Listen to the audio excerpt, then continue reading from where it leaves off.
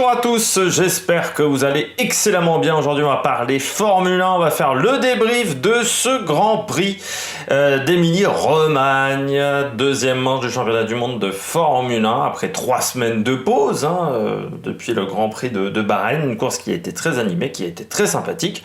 On va bien entendu parler des Bleus, on fera le débrief de tous les pilotes de ce championnat du monde, et puis on fera le bilan des classements en toute fin de vidéo.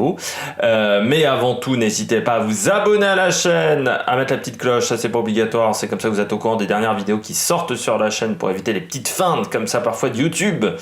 N'hésitez pas à mettre un pouce bleu, ça fait toujours plaisir. N'hésitez pas à réagir dans les commentaires, à me dire quel pilote vous a plu, est-ce que ce Grand Prix vous a intéressé, est-ce que vous avez pris du plaisir à regarder la course, à me parler, n'hésitez pas à me parler de Mazepin, de Schumacher. Et puis n'hésitez pas également à partager la vidéo si vous pensez qu'elle peut intéresser votre entourage. On commence tout de suite par ce Grand Prix d'Imola avec la note du Grand Prix. Et la note du Grand Prix, j'ai hésité longuement, j'ai mis un 17 sur 20. 17 sur 20 parce que je note les moments importants du Grand Prix, c'est-à-dire je note la qualification et la course. Et autant la course, j'ai pris un bon plaisir à regarder la course, mais j'ai pris également un très bon plaisir, beaucoup de plaisir plutôt, c'est un peu mieux français, pour ces qualifications qui étaient très intéressantes je trouve, avec des écarts de performance assez limités, parce que quand vous regardez, entre le premier des qualifications, donc Hamilton, et le 9e, il y a 8 dixièmes seulement, ce qui est assez rare quand même ces dernières années. Pourrait avoir le premier coureur, le premier pilote à 5 dixièmes, et c'est Ocon qui est à plus de 5 dixièmes, même Bottas est à 487 millièmes.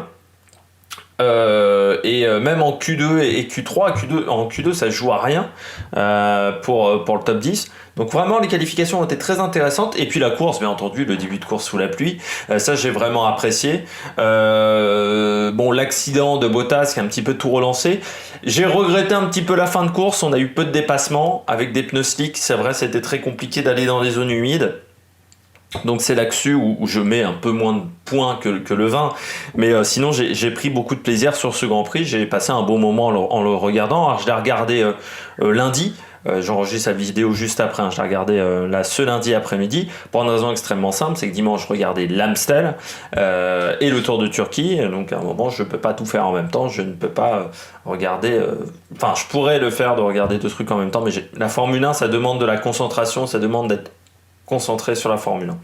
Et le cyclisme un peu pareil quand même, sur une classique comme l'Amstel. On passe tout de suite au bilan des Bleus.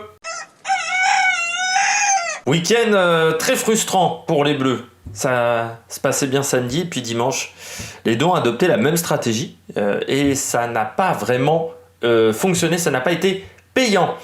Je commence avec Pierre Gasly. Week-end frustrant pour Pierre Gasly, je lui mets un 12 sur 20.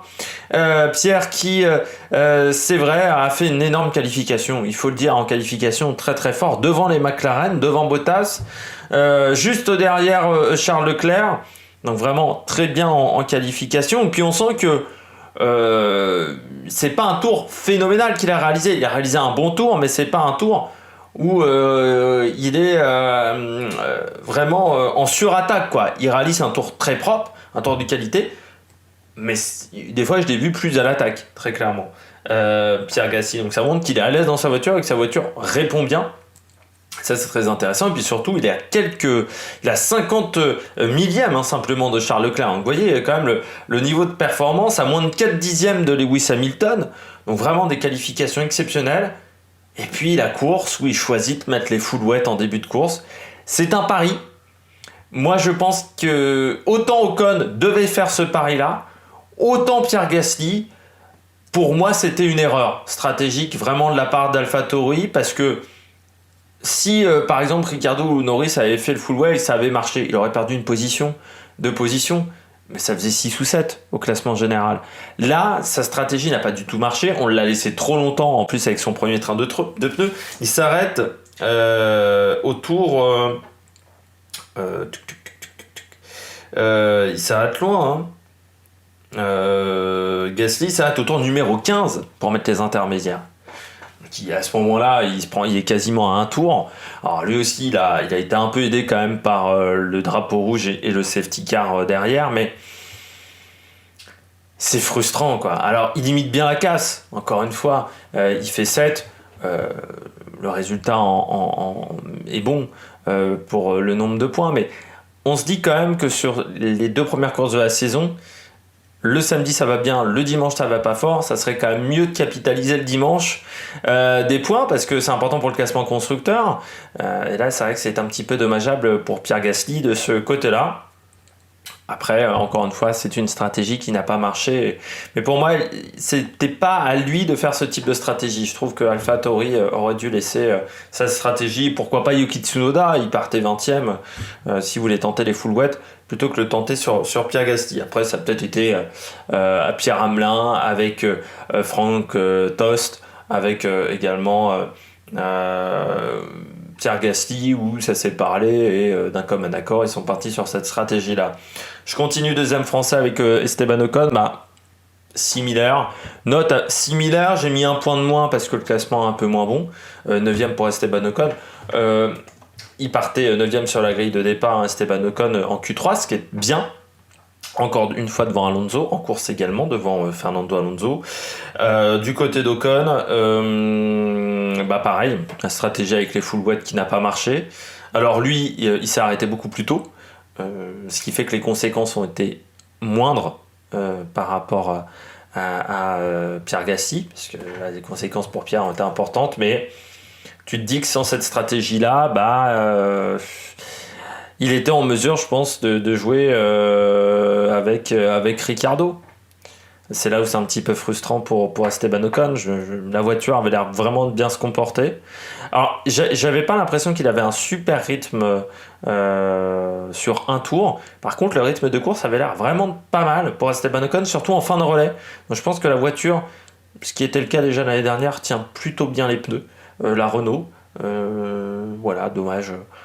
Dommage d'avoir raté un petit peu la stratégie. Après, pour Alpine, pardon, je trouve que Alpine pouvait tenter cette stratégie-là, en sachant qu'Ocon était 9e, 10e, qui, avec les inters, si ça ne marchait pas, il aurait pu finir 20e. Donc, je pense que la stratégie était plutôt bonne. Eux aussi, ils s'en sortent très très bien aussi avec les safety cars, parce qu'à un moment, ils étaient 16e et 17e, Alpine. Donc c'est là où je dis que le rythme sur un tour était pas bon. Par contre, le rythme sur la globalité de la course était pas mal, et je trouve que ça marchait mieux avec les pneus secs qu'avec les pneus intermédiaires et humides, ce qui veut peut-être dire qu'ils ont des petits soucis pour faire chauffer les pneus dans les conditions un peu fraîches, mais ce qui pourra être intéressant cet été quand les conditions seront très très chaudes. Ça veut dire qu'ils auront peut-être moins le phénomène de cloquage que les autres. Enfin, ça c'est à voir, c'est une supposition de ma part, je suppute du côté de la voiture. Mais j'ai l'impression qu'on est pas mal au niveau de la gestion des pneus. Et on passe tout de suite au pilote au top.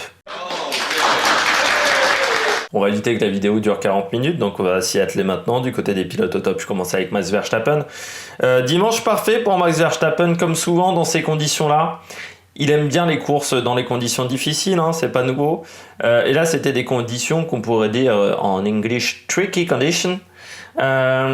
Pour Verstappen, c'est-à-dire une piste qui sèche au fur et à mesure, et la réflexion à savoir est-ce qu'on doit passer les full wet ou pas les full wet. Il a quand même bien été aidé aussi par le fait que Pérez rate un peu son départ, mais on reviendra sur la course de Pérez un peu plus tard.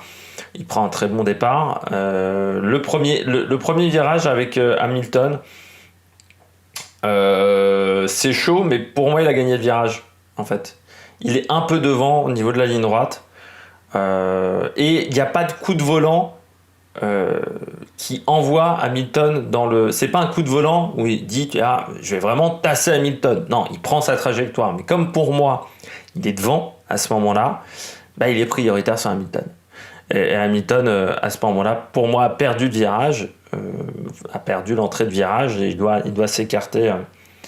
de toute manière, j'ai pas l'impression qu'Hamilton se soit plaint. Je n'ai pas écouté les interviews d'après course, mais de ce que j'ai lu de loin, on va dire. J'ai pas l'impression que Hamilton se soit plaint de cette action.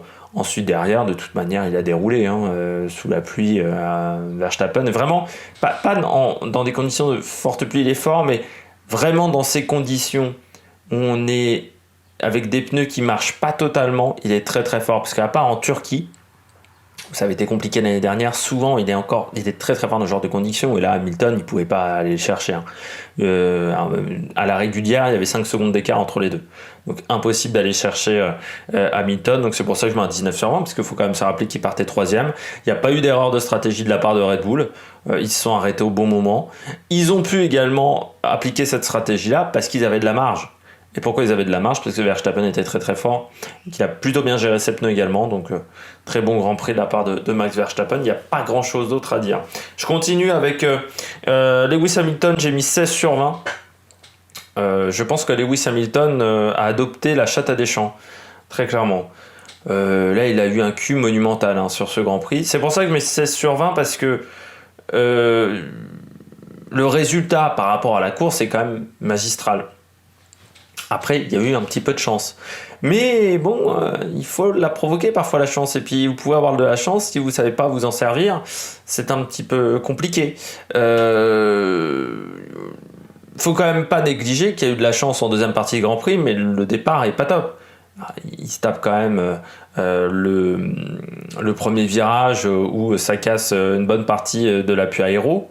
Je pense qu'il y a il casse une partie de l'aileron avant, et puis des soucis au niveau du fond plat. Ce qui fait qu'il a une usure un peu prématurée de ses pneus face à Verstappen, qu'il a mis du temps également à mettre en route ses pneus intermédiaires. Alors, je ne sais pas s'il avait les bonnes pressions du côté de Lewis Hamilton. En milieu de relais, ça allait plutôt bien. Il arrivait à avoir un rythme similaire à Verstappen, mais le début de relais avait été un petit peu compliqué. Le début de course. Et puis après, il y a cette erreur, mais en même temps, il se récupère bien. Il a fait preuve d'intelligence. Quand il tape le mur, déjà, il tape à faible vitesse, donc il endommage que l'aileron. Et ensuite, il a cette intelligence de repartir en marche arrière pour pas s'enliser. Parce que s'il repartait en marche avant, il y a trop de puissance en marche avant, donc il avait de grandes chances de s'enliser. En marche arrière, vous avez moins de puissance, vu que c'est un système de pignon de boîte qui est un petit peu différent. Il a pas accéléré à fond, il a fait la marche arrière sur 25 mètres, voilà, avec le safety car, avec les conditions de sécurité étaient bien requises. Il met juste les roues arrière sur le gazon, donc ça aussi c'est une intelligence. Après, bon Grand Prix quand même de la part d'Hamilton. Le rythme était là sur la deuxième partie de course avec les pneus slick. Bon, il finit quand même à 20 secondes de Verstappen, mais c'est sur la partie de course où il se rate un petit peu. Donc c'est pour ça que je mets 16 sur 20, parce que le résultat aurait pu être bien pire. Il aurait pu faire 6 ou 7 du Grand Prix. Il est fini 2. Je dirais qu'on est quand même pas loin d'un miracle du côté de Hamilton. Donc c'est pour ça que je mets 16 sur 20. On passe à Lando Norris, 17 sur 20 pour moi pour Lando Norris, qui a été élu pilote du week-end. Avec Verstappen, pour moi les deux mérités, parce que Verstappen il a tellement dominé la course qu'on aura pu le mettre également pilote de ce Grand Prix. Mais Norris a fait des très beaux dépassements, il a été incisif. Il a dominé Ricciardo pendant tout le week-end. Il s'en évolue, c'est vrai, après les qualifications, parce qu'il fait une petite erreur qui lui coûte cher.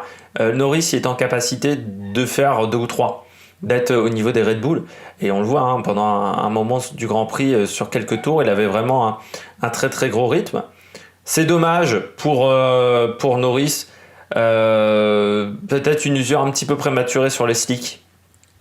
À un moment il avait de grandes difficultés avec ses pneus, c'était peut-être un souci avec du graining pour Lando Norris, mais il a fait la course qu'il fallait. Il a sorti le maximum de son matériel. Ça aussi, il faut le notifier. Donc c'est pour ça que je mets un 17 sur 20. Très bon Grand Prix de Lando Norris. Moi, j'aimerais que Lando Norris soit un peu plus constant sur la saison. Parce qu'il est capable, on le sait qu'il est capable de faire des grandes courses. Il nous l'a déjà démontré l'année dernière. Et il aime bien ses Grands Prix à rebondissement, Lando Norris. Moi, j'aimerais qu'il soit un peu plus constant sur la saison. C'est ce qui lui manque un petit peu pour le moment. Et ça sera l'objectif cette année, de s'en sortir beaucoup mieux lors de ces temps faibles. comme ce que fait Hamilton notamment. Hamilton, il réussit à être très performant lors de ses temps faibles. Eh bien, ça serait bien également que Lando Norris arrive à être un peu plus performant lors de ces moments-là. Je continue avec Charles Leclerc. Charles Leclerc qui fait 15 sur 20 pour Charles Leclerc qui finit 4e du Grand Prix. Pourquoi ? Parce que il n'y avait pas beaucoup mieux à faire avec sa Ferrari. Pendant très longtemps 3e. On peut regretter le dernier restart où il n'a pas été plus offensif sur Max Verstappen, comme Max Verstappen, à 35, au tour numéro 35, il a à 2 doigts de sortir de la piste. Là, il aurait pu être plus agressif à ce moment-là, Leclerc, mais les conditions étaient quand même assez difficiles, il faut le dire, du côté de la piste. Moi, ce que j'ai noté du côté de Charles Leclerc, c'est un Grand Prix solide, un Grand Prix où il n'a pas fait d'erreur, et pourtant la voiture n'avait pas l'air d'être si facile que ça à piloter. Des qualifications où il a donné encore le maximum. Donc voilà, course solide, course intelligente de la part de Leclerc. Il a fait un beau Grand Prix, et c'est pour ça que je mets un 15 sur 20, parce que c'est un bon Grand Prix. Il fait 4, c'est ce qu'on attendait de lui sur ce week-end de course, avec un moteur en plus qui a quand même un déficit de performance. On l'a vu dans la ligne droite, quand Hamilton le dépasse, Hamilton l'a enfumé, vraiment. Donc sur une piste qui est quand même une piste où il faut un bon moteur à Imola, même dans cette version moderne d'Imola, c'est la version post-1994, il faut encore un gros moteur. Et là, on voit que chez Ferrari, il manque encore facilement 30 à 40 chevaux. Je continue avec Sainz. On va passer au pilote moyen sur ce Grand Prix. Carlos Sainz, 13 sur 20, beaucoup d'erreurs, mais c'est un peu comme Hamilton, c'est un peu comme, on pourrait dire Pierre Gasly aussi. J'ai mis 12 à Pierre Gasly, j'ai mis un point de plus à Sainz, parce qu'au final il s'en sort quand même bien, Sainz. C'est-à-dire qu'il y a beaucoup d'erreurs, surtout sur les 5-6 premiers tours de course. Je crois qu'il n'a pas fini un tour sans passer par le bac à gravier, mais à la fin du Grand Prix il fait 5. Alors certes il fait 5, et en plus il fait 5 pas si loin, oui, parce que je notais pas si loin de Charles Leclerc. Il était plus à l'aise sur le sec, ça c'est clair et net, mais c'est un petit peu normal, voilà, il est sur une nouvelle voiture. Dommage les qualifications, mais ça se joue à pas grand chose en qualification, le fait d'être éliminé dès la Q2, ça c'est un petit peu dommageable pour Carlos Sainz. Après, il fait 5e. Aujourd'hui, Ferrari, je pense que c'est compliqué de demander plus à Ferrari que de faire 4 et 5. Et ce sont des gros points pour le championnat constructeur, pour Ferrari. Et ça, c'est important, le championnat équipe, pour réaliser un meilleur classement que l'année dernière.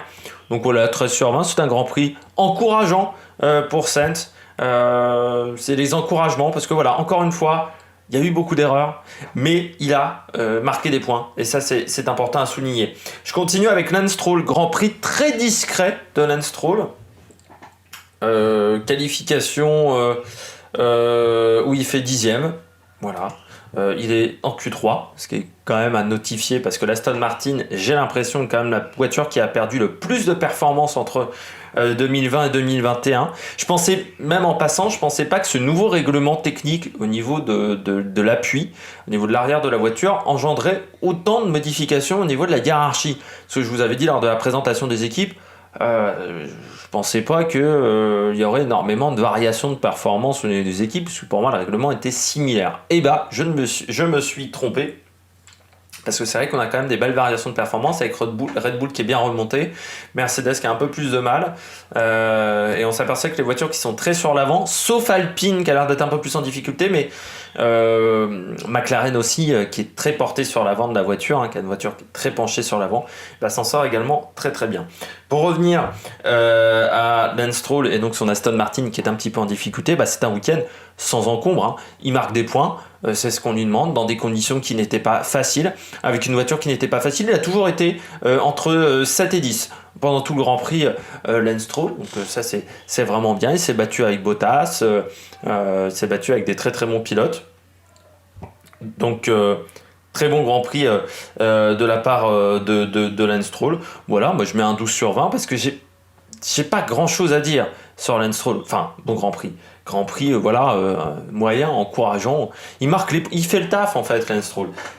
Donc je vais pas marquer plus de points que ça, parce que Lance Stroll, il fait le taf aujourd'hui, le pilote canadien. Il a fait ce qu'on attendait de lui. Il fait le travail. Donc aujourd'hui, moi, je n'attendais pas beaucoup mieux de Lance Stroll et je suis pas non plus déçu. Il a fait le travail, tout simplement. Il a fait le taf. Je continue avec des pilotes qui ont été un peu plus en difficulté sur ce week-end de course, et je continue avec Daniel Ricciardo. Daniel Ricciardo, je lui ai mis un 11 sur 20, le pilote McLaren, pour une raison extrêmement simple. Du côté de Daniel Ricciardo, c'est l'écart de performance avec Lando Norris. En soi, faire 6ème avec une McLaren, c'est pas mal sur un Grand Prix de ce type. Mais l'écart de performance avec Lando Norris est trop important, surtout le week-end de course. Que ça soit en qualification, en qualification il était devant, mais sur les autres séances c'était un peu plus compliqué. Mais je trouve qu'en course il y avait vraiment un vrai problème de performance. C'est souvent le cas pour les nouveaux pilotes qui arrivent dans des nouvelles écuries.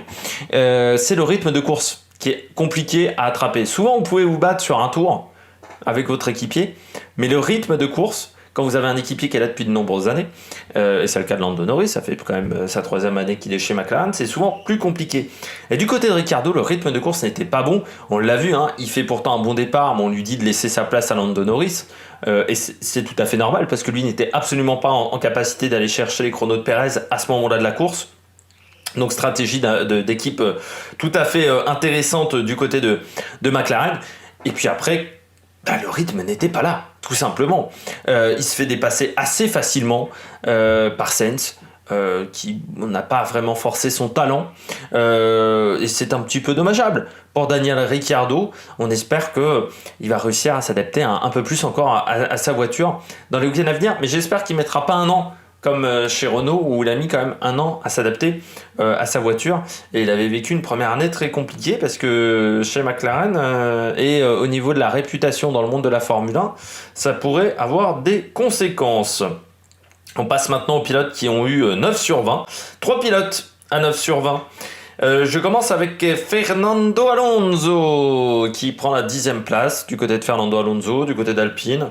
Dominé quand même tout le week-end par Ocon, donc c'est pour ça que je mets 2 points de moins qu'Ocon. Après il prend la 10e place, donc c'est vrai que par rapport à la première course c'est bien, il marque 1 point, mais il y a quand même un déficit de performance qu'il va falloir combler du côté de Fernando Alonso. Il a bien profité également de la deuxième partie de course, parce que sur le mouillé ça n'allait pas du tout. Regardez les 5-6 premiers tours de course de Fernando Alonso, il avait absolument pas de rythme, c'est bien récupéré ensuite. Bon voilà, il arrive à finir devant Perez en bagarre en fin de course, donc il a bien résisté. Mais du côté d'Alonso, va falloir trouver du rythme dans les week-ends à venir, parce que Ocon va pas le laisser faire comme ça, et Ocon est en train de devenir vraiment le patron, le leader de l'équipe, et j'ai peur qu'Alonso, ça se transforme un petit peu en Nigel Mansell, pour ceux qui s'en souviennent, pour ceux qui ont vu les derniers Grands Prix de Nigel Mansell, c'est McLaren, qui avait dû retarder son début de saison parce que le baquet n'était pas à sa taille, pour ceux qui s'en souviennent. Ça avait été un peu cocasse. Mais il faut savoir que c'était les baquets des McLaren. Je ne sais pas si c'est encore le cas aujourd'hui, mais étaient très très fins. Ça avait été le même problème avec Montoya. Ils avaient dû agrandir le baquet parce que Montoya était quand même pas fit. Il n'a jamais été très mince. Et Mansell, ils avaient dû changer le baquet. Et Juan Denis, je crois qu'il a fait 4 Grands Prix, parce qu'il avait critiqué Mercedes devant. Non, il avait critiqué la voiture devant les patrons de Mercedes. Et Mercedes avait dit c'est qui ce guignol, et ils l'ont viré. Et Ron Dennis avait bien aimé ce prétexte-là pour le virer, parce que je crois que Ron Dennis avait regretté assez vite de l'avoir pris dans l'équipe. Du côté donc de Alonso 9 sur 20, c'est décevant parce que il est derrière son équipier. Et on ne l'a pas payé pour être numéro 2, Alonso. On l'a payé pour être le leader. J'ai l'impression que ça sera un petit peu compliqué. Je continue avec Raikkonen, 9 sur 20. Dommage les pénalités, parce que sinon il aurait fini dans les points. C'est pour ça que je ne mets pas 11, malgré le fait qu'il finisse... il finit en plus avec les pénalités où ça le fait finir un peu loin, il finit 13. Il faisait un bon Grand Prix, un peu comme Stroll, un Grand Prix un petit peu dans l'ombre, Mais le problème, c'est les pénalités, beaucoup trop de pénalités. Enfin, la pénalité pour le restart, c'est quand même un peu une erreur professionnelle. Et je trouve que Raikkonen, ça fait depuis 2 ans, enfin oui, depuis qu'il est chez Alfa Romeo, hein, il en commet beaucoup d'erreurs de ce type. Je ne sais pas si vous vous souvenez du faux départ, enfin du problème du départ en Russie. C'est pas la première fois qu'il se prend des pénalités depuis que chez Sauber, alors que c'était pas le cas auparavant, que ça soit chez Ferrari ou chez McLaren, Mercedes, ou même lors de ses débuts chez Sauber. Donc c'est un petit peu dommage pour le pilote finlandais, qui ait des fois ces erreurs de concentration. On a l'impression que des fois il prend, enfin il est un peu sur la dilettante, quoi. Il s'en fout un petit peu. Euh, c'est un petit peu dommageable de ce côté-là. Et puis, troisième pilote à 9 sur 20, George Russell. Dommage l'abandon, parce que je pense que George Russell avait la capacité de faire top 10 et de marquer un point avec son équipe, ce qui aurait été très important pour Williams, pour montrer que Williams était de retour, je dirais pas aux avant-postes, mais qu'ils étaient en capacité de se battre pour les points de nouveau. Avec Bottas, c'est compliqué. Pour moi, je pense que Russell s'attendait pas à ce que Bottas défende autant. Mais Russell fait quand même l'erreur de mettre les 2 roues dans l'herbe. Je pense que Russell aurait dû s'apercevoir que Bottas allait commencer à défendre très fortement. Après, il faut quand même souligner que c'est un endroit de la piste je l'ai vu sur motorsport.com, il y a un beau schéma qui le représente. On passe de 14 mètres à 10 mètres au moment de la Tamburello en 50 mètres. C'est-à-dire qu'on passe de 14 mètres de large à 10 mètres de large. C'est vrai que ça peut avoir des conséquences au niveau de la gestion de la place sur la piste. Russell, après, moi j'ai pas trop aimé, c'est le geste sur Bottas. Bottas a beau avoir fait une erreur, on n'est pas obligé de se foutre sur la gueule non plus. On reste des gentlemen. Quand il parle du gentleman agreement, c'est aussi de ce côté-là, on n'est pas obligé de taper sur le casque de son adversaire. Moi je suis pas fan de ça, j'avais pas été fan non plus quand Verstappen avait été se foutre sur la gueule, à 2 doigts de se foutre sur la gueule avec Esteban Ocon. On représente l'élite du sport, des sports mécaniques. Donc on se tient comme si on représentait l'élite des sports mécaniques. Donc voilà, du côté de George Russell, après 9 sur 20, parce que le rythme n'était pas mauvais. Mais s'il n'avait pas eu tout ça, pour moi c'était 13 ou 14. Voilà, dommage le crash. Et puis en plus il y a un deuxième crash 2 années d'affilée à Imola. Et 2 fois où il se fait pas très bien voir. Du côté des bonnets d'âne, on est déjà à 28 minutes de vidéo, donc je vais quand même aller assez vite sur les bonnets d'âne. Je commence avec Giovinazzi, 7 sur 20, derrière Raikkonen, largement derrière Raikkonen en course. Et je trouve que Giovinazzi, quand les conditions sont difficiles, en course, il est pas bon. C'est un truc qu'il va devoir travailler. Sur le sec, il est plus fort que Raikkonen. Par contre, dans les conditions difficiles, Raikkonen est encore au-dessus. Donc, il faut qu'il travaille là-dessus, Giovinazzi. C'est dommage, voilà, de finir à un tour quasiment de son équipier. Donc, à lui de progresser en termes de rythme. En qualification, je ne sais plus combien il était. Il était aussi derrière Raikkonen, hein. Donc ouais, il est derrière Raikkonen 2 fois ce week-end. Puis en qualification, il y a quand même 150 millièmes d'écart. Donc ça fait un écart qui commence à être qui est raisonnable, on va dire, mais qui est à la limite du raisonnable. Perez, 6 sur 20. La qualif est très très bonne. En qualification, il a été très très bon, Perez. C'est peut-être même l'un de ses meilleurs tours qualif avec celui de Spa une année. Mais ça fait partie vraiment du top 3 de ses meilleurs tours en qualification de sa carrière. Par contre, c'est en course, hein. Alors, il y a le départ déjà qui est raté. Après, on est sur le moteur Honda sous la pluie. C'est toujours compliqué de faire démarrer ce moteur. C'est le moteur qui a la phase de départ la plus compliquée. On se souvient de Gasly, par exemple, à Hockenheim, quand il était chez Red Bull, l'un de ses derniers Grands Prix chez Red Bull. Oui, l'avant-dernier chez Red Bull même, cette année-là. Et puis, du côté de Perez, ensuite, beaucoup de boulettes pendant le Grand Prix, hein. Il les a enchaînées. Alors déjà, il y a la pénalité. Ensuite, il y a de nombreuses sorties de piste. Donc, ça fait beaucoup sur le week-end, je trouve. Ça fait surtout pas de points marqués. Et on le paye pour qu'il marque des points régulièrement. On le paye pas foncièrement pour qu'il fasse des victoires. On le paye pour qu'il marque des points pour le championnat constructeur. Et là, c'est un 0 pointé qui fait un petit peu mal quand même au niveau du championnat constructeur, donc c'est dommageable de la part de Perez. Heureusement, son homologue chez Mercedes n'a pas fait beaucoup mieux. On continue avec Tsunoda, 6 sur 20 aussi du côté de Tsunoda. Beaucoup d'erreurs pendant tout le week-end. Que ce soit l'erreur en qualification où il tape le mur, où il endommage énormément sa voiture. Il part avant-dernier sur la grille de départ. Mais aussi des erreurs pendant le Grand Prix à de multiples reprises. Le fait d'être sorti trop souvent des limites de la piste. Il a montré qu'il était inexpérimenté sur ce week-end de course. Il a montré son manque d'expérience. Après, je sais pas s'il avait déjà roulé à Imola, parce que l'année dernière en F2, on n'était pas allé à Imola. Donc c'était un pilote vraiment débutant sur cette piste et ça a peut-être joué. Mais c'est vrai que sur les débordements de piste, quand on te l'annonce une fois, deux fois, trois fois, qu'il y a le drapeau noir et blanc, au bout d'un moment, il faut se calmer. Surtout dans les positions dans lesquelles il était. Il se battait plus pour les points déjà à ce moment-là, depuis bien longtemps de Tsunoda. Donc un petit peu trop chaud. Le tête à queue également, c'est une erreur pour moi de sa part. Il finit quand même derrière son équipier, alors que son équipier a quand même une stratégie à chier. Donc c'est un petit peu dommageable pour Tsunoda. Et c'est vrai que comme disait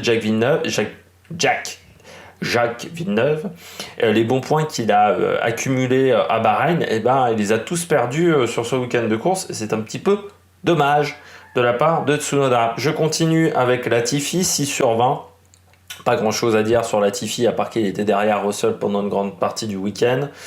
Et son Grand Prix a été tellement court que j'ai pas grand chose à dire, en sachant que, bon, je dirais que c'est quand même 5... Allez, 60-40. 40 pour lui, 60 pour Mazepin. Mais c'est... Enfin oui, en étant méchant pour Mazepin, quoi. Ouais, c'est plutôt... Ouais, c'est même 50-50. D'un côté, lui doit savoir qu'il y a des pilotes qui peuvent se mettre à l'intérieur. Et de l'autre, Mazepin, quand il voit que ça se referme, il peut lâcher un petit peu l'accélérateur à ce moment-là.